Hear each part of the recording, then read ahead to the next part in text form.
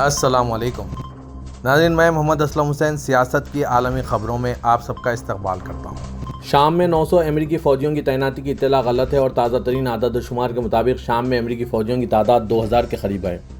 Pentagon کے press secretary major general پیٹرائڈرس نے یہ اطلاع دی ہے۔ پیٹرائڈرس نے آج ایک بریفنگ کے دوران کہا کہ جیسا کہ آپ جانتے ہیں کہ ہم آپ کو باقاعدگی سے اطلاعات دیتے رہیں گے، شام میں تقریباً 900 امریکی فوجی تعینات ہیں۔ شام میں صورتحال اور اہم دلچسپی کے پیش نظر ہمیں حال ہی میں معلوم ہوا ہے کہ یہ تعداد زیادہ تھی اور اس لیے ہم نے اس پر غور کرنے کو کہا۔ انہوں نے کہا کہ مجھے آج معلوم ہوا ہے کہ شام میں تقریباً 2000 امریکی فوجی موجود ہے۔ یہ اضافی افواج عارضی گردشی افواج کے طور پر سمجھی جاتی ہے۔ یہ افواج اسد حکومت کے خاتمے سے پہلے وہاں موجود تھی۔ گزشتہ ہفتے امریکی سینیٹر رینڈ پال نے امریکی حکومت سے شام سے فوری طور پر امریکی فوجیوں کو واپس بلانے کی اپیل کی تھی۔ امریکہ نے 131 ٹوماہاک طویل فاصلے تک مار کرنے والے کروز میزائلوں کی خریداری کے لیے $400 کروڑ کے ایک معاہدے پر دستخط کیے، جن میں سے 42 میزائل امریکی افواج کے لیے اور 78 جاپان کے لیے ہیں۔ امریکی محکمہ دفاع نے یہ اطلاع دی۔ محکمے نے ایک بیان میں کہا کہ ریتھیان کمپنی ٹیکسن ایریزونا کو 131 مکمل طور پر تیار شدہ بلیکوی ٹیکنیکل نام ہاک آل اپ راؤنڈ میزائلوں کی خریداری کے لیے ایک فرم طے شدہ قیمت سے زیادہ کا غیر معینہ معاہدہ دیا گیا ہے۔ ان میں 26 میزائل امریکی فوج کے لیے، 16 میرین کور کے لیے، 11 آسٹریلیا کے کامن ویلتھ کے لیے اور 78 جاپان کی حکومت کے لیے شامل ہیں۔ بیان میں کہا گیا کہ یہ کام کاج مارچ 2028 تک مکمل ہونے کی توقع ہے۔ اکتوبر کے آخر میں نیو یارک ٹائمز نے رپورٹ کیا تھا کہ یوکرین کے صدر زیلنسکی کی نام نہاد فتح منصوبے کے ایک حصے کے طور پر یوکرین کو طویل فاصلے تک مار کرنے والی ٹام ہاک میزائلیں فراہم کرنے کی تجویز شامل تھی۔ اس کے جواب میں امریکی حکام نے اس درخواست کو پورا کرنا بالکل ناممکن قرار دیا۔ امریکی وزیر خارجہ اینٹونی بلنکن نے کہا ہے کہ ہم غزہ میں جنگ بندی کے آخری مرحلے میں ہیں اور ہم خطے میں اسرائیل کے مستقل قبضے کے خلاف ہیں۔ امریکی MSNBC چینل کی براہ راست نشریات میں بلنکن نے غزہ کے ایجنڈے کے حوالے سے تازہ ترین صورتحال کا جائزہ پیش کیا۔ بلنکن نے کہا کہ انہوں نے غزہ میں جنگ بندی کے حصول کے لیے ترکیہ سمیت خطے کے تمام نمایاں سربراہان سے مذاکرات کیے ہیں اور اب حماس کے فیصلے کے منتظر ہیں۔ بلنکن نے کہا کہ ایران اور حزب اللہ کی بڑی حد تک اس عمل سے باہر ہونے کے بعد اب سب کی نظریں حماس پر ہے۔ میرے خیال میں بالآخر ہاں کہنے کے لیے حماس پر دباؤ ہے۔ آیا کہ حماس کسی نتیجے تک پہنچنے کی ضروری دباؤ ڈالنے کے لیے ہم اپنے تمام شراکت داروں کے ساتھ اس مسئلے پر غور کر رہے ہیں۔ ترکیہ میں اس معاملے پر صدر ترکی رجب طیب ایردوان سے بھی بات چیت کرنے کی یاد دہانی کراتے ہوئے اینتھونی بلنکن نے کہا کہ ہم قیدیوں کو ان کے گھروں تک پہنچانا چاہتے ہیں۔ ہماری تمنا ہے کہ جنگ بندی قائم ہو تاکہ غزہ کے عوام سکھ کی سانس لے سکیں۔ بلنکن نے اس بات پر بھی زور دیا کہ وہ غزہ پر کسی بھی مستقل اسرائیلی قبضے کے خلاف ہیں اور یہ اسرائیل کے مفاد میں نہیں ہے۔ امریکی وزیر نے تبصرہ کرتے ہوئے کہا، اسرائیل کے لیے ایک دوسرا متبادل غزہ پر مستقل قبضہ ہے اور ہم اسے مسترد کرتے ہیں کیونکہ یہ بنیادی طور پر اسرائیل کے مفاد میں نہیں ہے۔ روس نے اطلاع دی ہے کہ یوکرین نے روستوف کے علاقے پر حملہ کیا جو روسی علاقے میں واقع ہے اور اس نے امریکی ساختہ طویل فاصلے تک مار کرنے والے میزائلوں سے حملہ کیا۔ روسی وزارت دفاع کی جانب سے جاری بیان میں کہا گیا کہ 18 دسمبر کو یوکرین کے علاقے روستوف کے علاقے میں کیمیکل تیار کرنے والی کومبینات کومنسکی پلانٹ پر حملہ کیا گیا۔ مصدقہ اطلاعات کے مطابق حملے میں 6 امریکی ساختہ ATACMS ground technical missile system اور 4 اسٹورم شیڈو میزائل استعمال کیے گئے۔ تمام ATACMS میزائل اور 3 اسٹورم میزائل روسی فضائی نظام نے مار گرائے تھے۔ میزائل گرنے کے نتیجے میں پلانٹ کی تکنیکی عمارت کو نقصان پہنچا۔ کیف انتظامیہ کے ان اقدامات جنہیں مغرب کی حمایت حاصل ہے، ان کا کوئی جواب نہیں دیا جائے گا۔ قبل ازیں روسی وزارت دفاع نے اعلان کیا تھا کہ یوکرین نے روسی علاقے میں موجود عناصر پر ATACMS اور اسٹورم میزائلوں سے حملے کیے اور اس کے جواب میں یوکرین کے توانائی کے عناصر کو انتہائی درست ہتھیاروں سے نشانہ بنایا گیا۔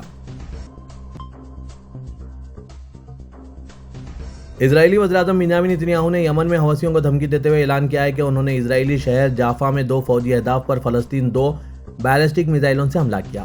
ایک ویڈیو پیغام میں وزیراعظم نتنیاہو نے حوثیوں اور اسرائیلی جنگی طیاروں کی جانب سے یمن پر فضائی حملوں کے بارے میں بیانات دیے، جن میں اعلان کیا گیا تھا کہ انہوں نے جافا میں فوجی اڈوں پر بیلسٹک میزائل داغے ہیں۔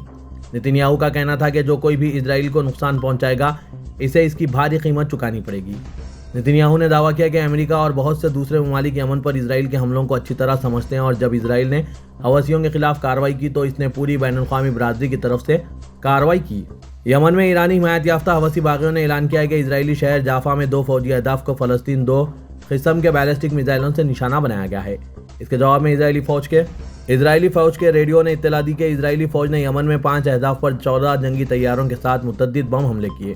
اسرائیلی فوج کی جانب سے جاری بیان میں کہا گیا کہ تل ابیب کے قریب رمات گان شہر میں حوثیوں کے حملے میں ایک اسکول کو بھی نقصان پہنچا ہے۔ غازہ کی پٹی کے مختلف حصوں پر اسرائیلی فوج کے حملوں میں 19 افراد ہلاک اور متعدد زخمی ہو گئے۔ اسرائیلی فوج نے غازہ کے جنوب میں واقع صبرا محلے میں ابو شیناب، کیالی اور الیوسی خاندانوں کے گھروں کو نشانہ بنایا، جس کے نتیجے میں 3 خاندانوں کے 9 افراد ہلاک اور متعدد زخمی ہو گئے۔ غازہ کی پٹی کے جنوب میں اسرائیلی ڈرونز نے 2 موٹر سائیکلوں کو نشانہ بنایا، جس کے نتیجے میں 3 افراد ہلاک ہو گئے۔ غازہ شہر کے مرکز اور رافہ شہر میں اسرائیلی فوج کے 2 الگ الگ حملوں میں 6 فلسطینی شہید اور متعدد زخمی ہو گئے۔ اس کے علاوہ غازہ کی پٹی کے مرکزی حصے میں دیر البلا شہر میں اسرائیلی ڈرون حملے میں ایک شخص ہلاک اور زخمی ہوا۔ 7 اکتوبر 2023 سے اب تک غازہ کی پٹی پر اسرائیلی حملوں میں 17,492 بچوں اور 11,979 خواتین سمیت 45,129 فلسطینی شہید اور 1,07,338 افراد زخمی ہو چکے ہیں۔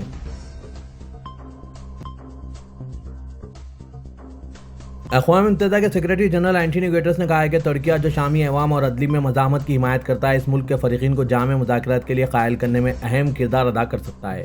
اینٹونی گٹرس نے شام کی صورتحال کے بارے میں صحافیوں کے سوالات کے جوابات دیے، اس بات کی نشاندہی کرتے ہوئے کہ شمال مشرقی شام میں مستقل جنگ بندی کے لیے حالات پیدا کیے جانے چاہیے۔ اینٹونی گٹرس نے یہ بھی کہا ہے کہ داعش کی دہشت گردانہ سرگرمیوں اور بڑھتی ہوئی موجودگی کو روکا جانا چاہیے۔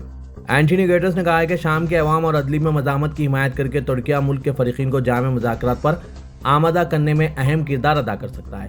یہ پوچھے جانے پر کہ کیا شام کے خلاف پابندیاں اٹھا لی جانی چاہیے، اینٹونی گٹرس نے یاد دلایا کہ ان پابندیوں کا اطلاق بشار الاسد کی معزول حکومت پر کیا گیا تھا اور کہا کہ یہ صورتحال بدل چکی ہے۔ اینٹونی گٹرس نے کہا کہ شام میں منتقلی کا عمل پہلے ہی شروع ہو چکا ہے، لیکن ملک کی ڈرامائی صورتحال کے پیش نظر کم از کم شامی عوام کے ساتھ یکجہتی کا اظہار کرنے کے لیے ایک اشارہ کیا جانا چاہیے۔ اقوام متحدہ کے سیکریٹری جنرل نے نشاندہی کی کہ شرائط پوری ہونے پر تمام پابندیاں اٹھائی جا سکتی ہے۔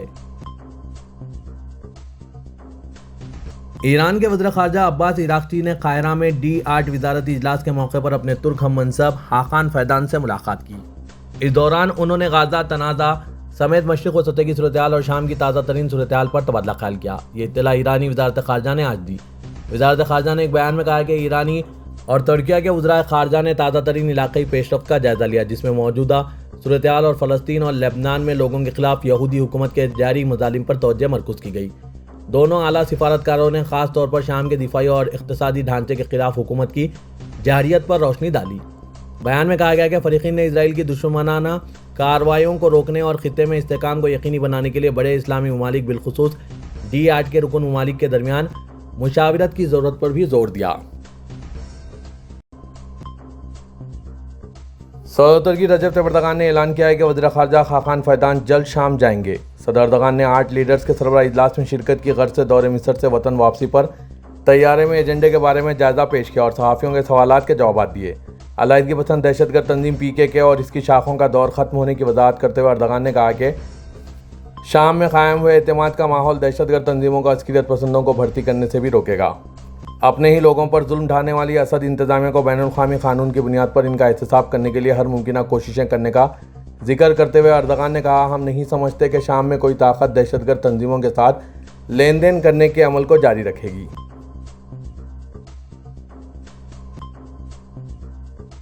سعودی ولی عہد شہزادہ محمد بن سلمان نے آج جمعے کو مراکش کے فرمانروا شاہ محمد ششم سے ٹیلی فون پر رابطہ کیا۔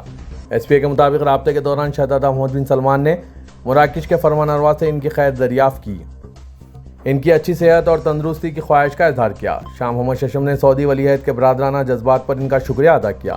سعودی قیادت نے مراکش کے شاہ محمد ششم کو بائیں کندھے کی کامیاب سرجری پر مبارکباد کے پیغامات بھی بھیجے تھے۔ سرکاری میڈیا کے مطابق مراکش کے فرمانروا نے ورزش کے دوران گرنے کے بعد کندھے کی سرجری کرائی تھی۔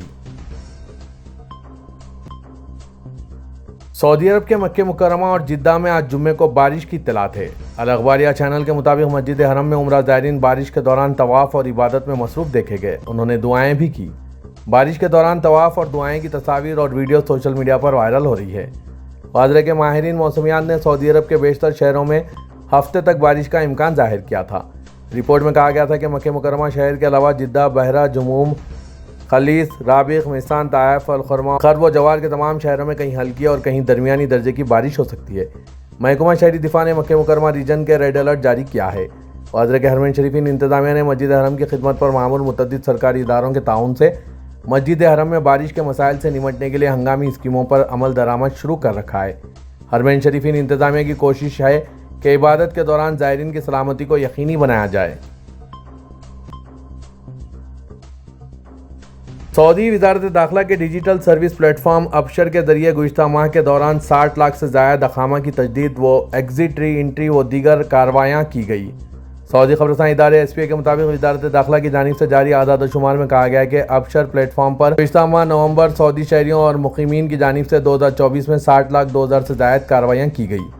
अबशर प्लेटफॉर्म के इनफरादी पोर्टल के ज़रिए की गई कार्रवाइयों की तादाद 36,18,000 थी, जबकि तिजारती और हुकूमती सेक्टर के लिए अबशर पोर्टल पर की गई कार्रवाइयाँ इसके अलावा रही। अबशर प्लेटफॉर्म पर जवाज़ात के पोर्टल पर सबसे ज़्यादा कार्रवाइयाँ अक़ामे की तजदीद की हुई, जिनकी तादाद 3,618 रही।